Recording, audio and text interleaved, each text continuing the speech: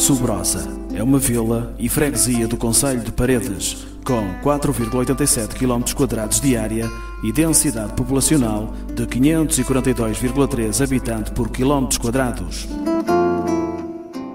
Até ao início do século XIX, constituiu a honra de Subrosa, chegando a ser sede de um concelho extinto em 1836.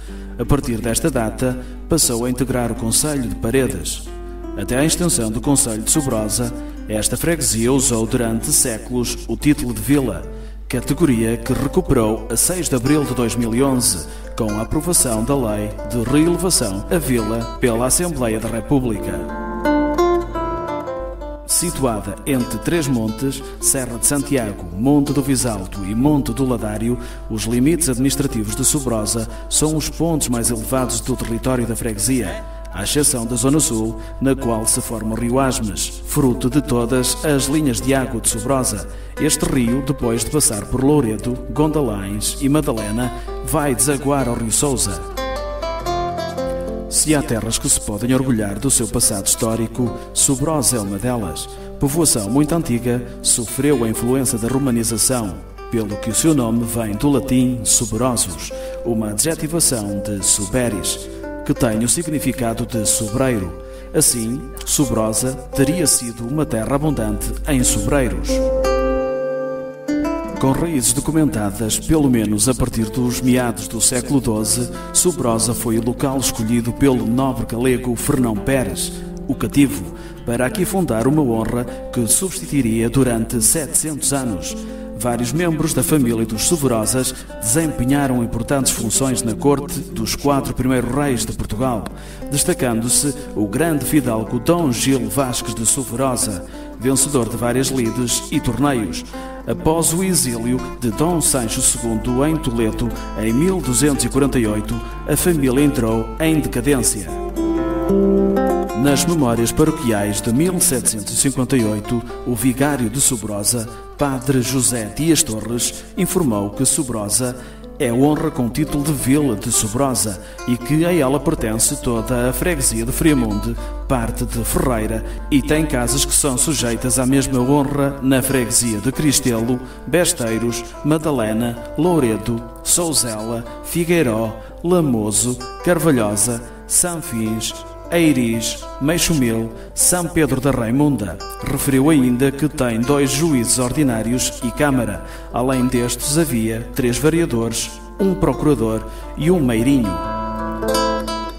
É de referir que este é o século de ouro de Subrosa. Por toda a freguesia, grandes casas se constroem e são reformadas. São edificados os patos do concelho e a cadeia e o pelourinho. São levantadas capelas e a igreja é reconstruída. Criam-se confrarias, formam-se padres, bacharéis e militares. Tudo concorre para o progresso da vila de Subrosa, como se pode depreender pelo património edificado, ainda hoje existente pela grande quantidade de documentos daquela época que chegou aos nossos dias.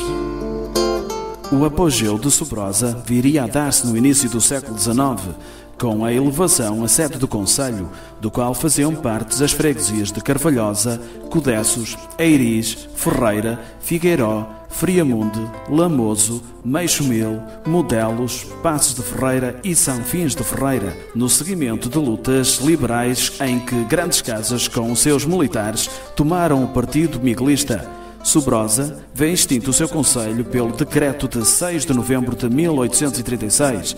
Todas as suas freguesias são integradas no novo concelho de Passos de Ferreira, exceto Subrosa, que transita para o de Paredes. Atualmente, como referência do seu passado histórico, a freguesia de Subrosa tem o direito a ostentar 4 torres no seu brasão, em memória aos tempos áureos de vila e honra.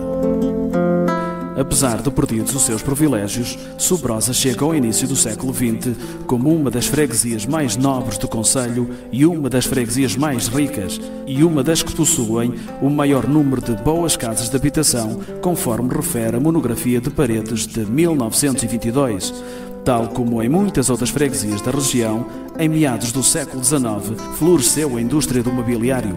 No final do século passado, Subrosa deixa de ser uma freguesia dependente da agricultura com a chegada das indústrias de confecção de vestuário e com a consequente emancipação da mulher. A 6 de abril de 2011, a Assembleia da República aprovou por unanimidade o projeto de reelevação de Sobrosa à categoria de vila, restituindo um título tão histórico quanto simbólico para o seu povo. Hoje, Sobrosa mantém as características rurais que sempre a caracterizaram, aliadas ao desenvolvimento e ao progresso. O surto habitacional e populacional modificou a paisagem, onde o casario se destaca na verdura dos campos e dos montes. Por tudo isto, Sobrosa é uma terra apetecível e onde dá gosto viver.